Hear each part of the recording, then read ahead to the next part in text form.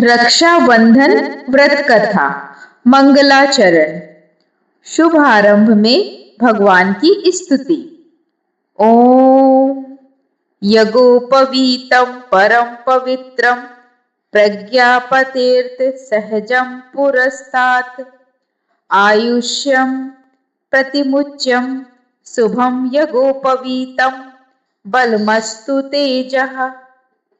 ओम सर्वमंगल मांगल्ये शिवे सर्वार्थ साधिके शरण्ये त्र्यंबके गौरी नारायणी नमस्तुते। ओम गणेशाय नमः। ओम विष्णवे नमः। परिचय। रक्षाबंधन श्रावण मास की पूर्णिमा को मनाया जाने वाला पवित्र रक्षा व्रत है। इसे विभिन्न नामों से जाना जाता है। रक्षा सूत्र बंधन, श्रावणी, उपाकर्म, सलोना। इस दिन रक्षा सूत्र केवल भाई बहन का प्रतीक नहीं होता, बल्कि ब्राह्मण का यज्ञोपवीत परिवर्तन, गुरु शिष्य रक्षा विधान, राजा प्रजा संरक्षण, देवताओं की रक्षा प्रार्थना, अर्थात यह सार्वभौमिक सुरक्षा संकल्प पर्व है। शास्त्रीय आधार। रक्षाबंधन का वर्णन अनेक धर्म ग्रंथों में मिलता है। भविष्य पुराण। श्रावण्य पूर्णिमायां तु रक्षां बध्नीतं पंडितः येन बद्धो बलि राजा दानवेंद्रो महाबला। स्कंद पुराण। इस दिन रक्षा सूत्र बांधने से आयु, आरोग्य और विजय की प्राप्ति होती है। धर्म सिंधु ब्राह्मण इस दिन उपाकर्म एवं ऋषि तर्पण कर रक्षा धारण करते हैं। यजुर्वेदीय परंपरा यह ऋषि परंपरा संरक्षण एवं ज्ञान रक्षा का दिवस माना गया है। अर्थात रक्षा सूत्र केवल पारिवारिक नहीं बल्कि दैवीय और वैदिक संस्कार है। पूजा विधि। आवश्यक सामग्री।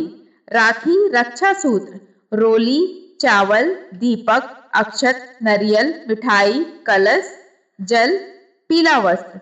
विधि क्रम। प्रातः स्नान। स्नान कर स्वच्छ वस्त्र धारण करें। व्रत संकल्प ले। संकल्प मंत्र मम सर्व पाप क्षय पूरक आयु आरोग्य ऐश्वर्य प्राप्तार्थ रक्षाबंधनम व्रतमहं करिष्यामि। भगवान पूजन। गणेश जी का पूजन, विष्णु जी कुल देवता का पूजन, दीप प्रज्वलन। रक्षा सूत्र पूजन। राखी को थाली में रखकर पूजन करें। रक्षा सूत्र बांधना दाहिने हाथ में बांधा जाता है। येन बद्धो बलि राजा दानवेंद्रो महाबला तेन त्वमनु नमामि रक्षे माचल माचल। आरती कर तिलक लगाएं, मिठाई खिलाएं, आशीर्वाद लें। फल। शास्त्रों के अनुसार इस व्रत के फल आयु वृद्धि, अकाल मृत्यु से रक्षा, ग्रह दोष शांति, पारिवारिक एकता, शत्रु बाधा नाश, धन समृद्धि, रोगों से रक्षा, आध्यात्मिक सुरक्षा कवच। यह रक्षा सूत्र 1 वर्ष तक दैवी सुरक्षा प्रदान करता है। नियम। ब्रह्म मुहूर्त में उठना, बिना स्नान राखी ना बांधें, राखी बाएं हाथ में ना बांधें, काले वस्त्र ना पहने, तामसिक भोजन वर्जित, क्रोध, अपशब्द, झूठ से बचें, राखी टूटने पर भूमि पर ना फेंकें, वृक्ष में बांधें, सूर्यास्त के बाद राखी ना बांधें। रक्षाबंधन व्रत कथा प्रारंभ। बहुत प्राचीन काल की बात है, जब त्रेता और द्वापर से भी पहले देवताओं और असुरों के बीच युद्धों का युग चलता था। तब ब्रह्मांड में संतुलन बनाए रखने के लिए देवताओं को अनेक बार संकटों से गुजरना पड़ता था। स्वर्गलोक में राजा इंद्र अपनी शक्ति और वैभव के लिए प्रसिद्ध थे, किंतु एक समय ऐसा आया जब असुर राज वृत्रासुर ने कठोर तप करके ब्रह्मा से वरदान प्राप्त कर लिया। उस वरदान के प्रभाव से वह लगभग अजेय हो गया और उसने स्वर्ग पर आक्रमण कर दिया। देवताओं की सेना पराजित होने लगी, दिशाएं भय से कांप उठी और इंद्र का वज्र भी उस पर प्रभावहीन हो गया। देवगण भयभीत होकर इधर उधर भागने लगे। देवराज इंद्र का मन भी विचलित हो गया और वे निराश होकर बृहस्पति के पास पहुंचे। देवगुरु बृहस्पति ने ध्यान लगाया और समझ गए कि यह संकट केवल शस्त्र से नहीं बल्कि दिव्य शक्ति और पवित्र संकल्प से ही दूर होगा। उसी समय श्रावण मास की पूर्णिमा का दिन निकट आ रहा था। इंद्राणी, जो इंद्र की पत्नी थी और अत्यंत धर्मपरायण तथा पतिव्रता मानी जाती थी, उन्होंने देवगुरु से उपाय पूछा। बृहस्पति जी ने कहा कि यदि पवित्र मंत्रों से अभिमंत्रित रक्षा सूत्र इंद्र के हाथ में बांधा जाए तो उसमें ऐसी आध्यात्मिक शक्ति उत्पन्न होगी जो उन्हें युद्ध में विजय दिलाएगी। श्रावण पूर्णिमा का दिन आया। इंद्राणी ने स्नान करके मन को पूर्ण श्रद्धा में स्थिर कर रेशमी धागे को मंत्रों से सिद्ध किया। उन्होंने देवताओं के बीच बैठकर उस धागे में रक्षा का संकल्प भरा और इंद्र के दाहिने हाथ में बांधते हुए प्रार्थना की कि धर्म की रक्षा हो और अधर्म का नाश हो। वह केवल एक धागा नहीं था, वह विश्वास, प्रेम और मंगल की शक्ति से युक्त था। इंद्र ने जब वह धागा धारण किया तो उनके मन से भय दूर हो गया, आत्मबल जाग उठा और वे पुनः युद्ध भूमि में पहुंचे। इस बार उनका वज्र तेजस्वी हो उठा, वृतासुर का पर प्रहार हुआ और अंततः असुर पराजित हुए। देवताओं ने स्वर्ग पुनः प्राप्त किया। उसी दिन से रक्षा सूत्र को दिव्य शक्ति का प्रतीक माना गया और श्रावण पूर्णिमा को रक्षा बंधन के रूप में स्मरण किया जाने लगा। समय बीतता गया और युग बदले। पृथ्वी पर राजा महाराजाओं ने राज्य स्थापित हुए। उसी काल में सूर्यपुत्र यम और उनकी बहन यमुना का अत्यंत पवित्र प्रेम प्रसिद्ध था। यमुना अपने भाई से बहुत स्नेह करती थी, परंतु यमराज अपने कार्य में व्यस्त रहने के कारण वर्षों तक उनसे मिलने नहीं जा पाते थे। यमुना प्रतिवर्ष श्रावण पूर्णिमा को भाई की प्रतीक्षा करती, घर सजाती, व्यंजन बनाती, पर यमराज नहीं आते।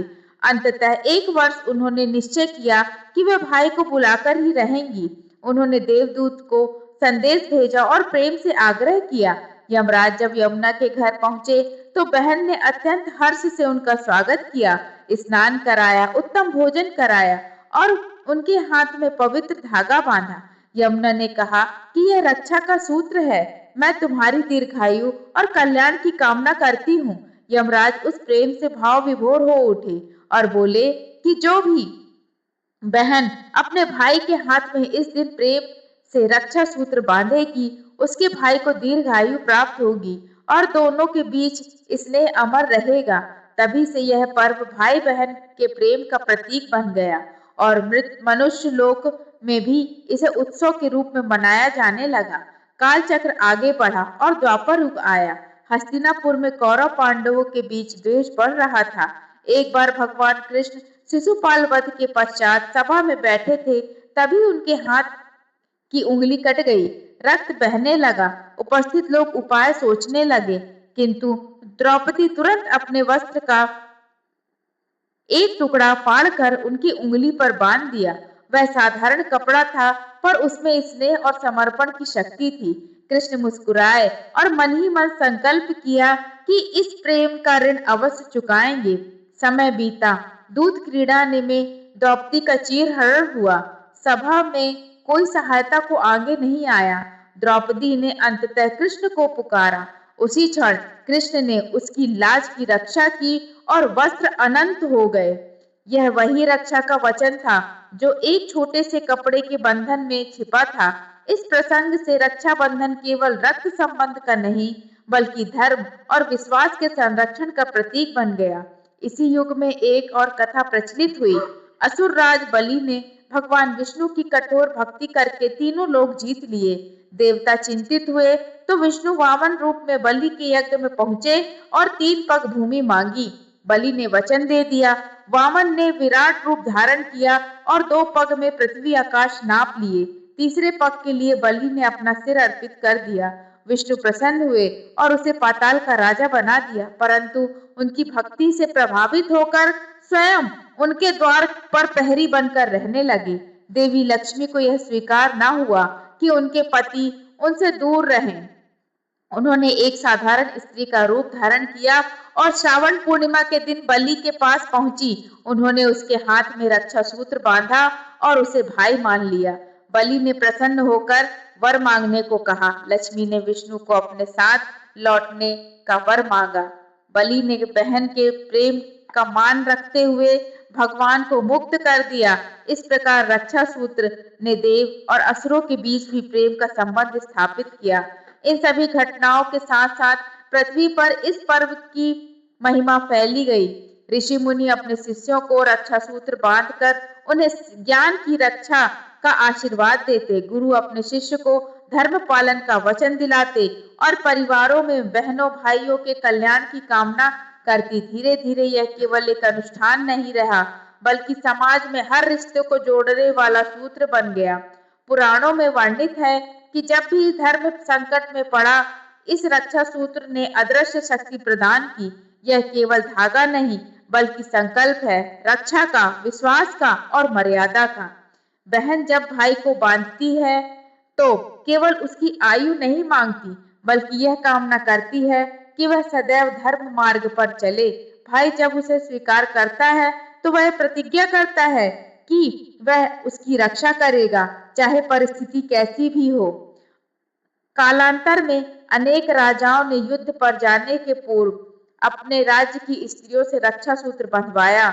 उन्हें विश्वास था कि यह धागा उन्हें विजय दिलाएगा, क्योंकि इसमें मात्र शक्ति और आशीर्वाद की शक्ति निहित है। समाज में यह परंपरा इतनी गहराई से जुड़ गई कि अपरिचित लोग भी इस दिन एक दूसरे को रक्षा का वचन देने लगे। कहा जाता है कि एक समय एक छोटे राज्य पर शत्रुओं ने आक्रमण किया। राजा युद्ध के लिए निकल रहा था, तभी राज्य की वृद्ध स्त्री ने उसके हाथ में रक्षा सूत्र बांधा और कहा कि तुम केवल अपने लिए नहीं, बल्कि हम सबकी रक्षा के लिए लड़ रहे हो। उस राजा ने अद्भुत साहस दिखाया और राज सुरक्षित रहा। उस दिन से यह विश्वास और प्रबल हुआ कि यह पर्व सामूहिक सुरक्षा और एकता का प्रतीक है। समय के साथ समाज बदला, पर इस पर्व का भाव नहीं बदला। इसमें निहित मूल भावना वही रही, रक्षा का संकल्प और प्रेम का बंधन। यह संबंध केवल जन्म से नहीं, बल्कि हृदय से बनता है। यमुना यम का प्रेम, कृष्ण द्रौपदी का विश्वास, लक्ष्मी बलि का स्नेह और इंद्र इंद्राणी का आशीर्वाद सब इस एक धागे में समाहित हो गए। इस प्रकार श्रावण पूर्णिमा के दिन केवल एक त्योहार नहीं, बल्कि स्मृति है उन सभी क्षणों की जब प्रेम ने भय को जीता, विश्वास ने संकट को हराया और संबंधों ने धर्म की रक्षा की। जब बहन भाई को यह धागा बांधती है तो वह अनजाने में उन्हीं दिव्य कथाओं को दोहराती है, उन्हीं आशीषों को जगाती है और वही पवित्र भाव जगत में फैलता है जो युगों से मानवता को जोड़ता आया है। यही रक्षाबंधन की कथा है जो अनादिकाल से प्रवाहित होकर आज भी हर हृदय में वही आशा जगाती है कि स्नेह और धर्म का बंधन कभी टूटेगा नहीं और संसार में सदैव मंगल बना रहेगा। पूजन के बाद प्रार्थना करें।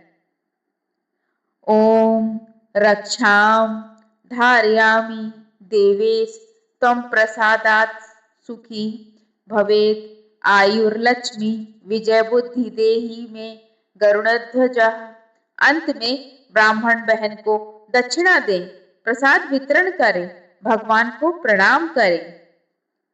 इसी प्रकार की धार्मिक कथाएं सुनने के लिए हमारे चैनल डिवोशनल हब को सब्सक्राइब करें, लाइक करें, अपने मित्रजनों और परिवार वालों के साथ शेयर करें और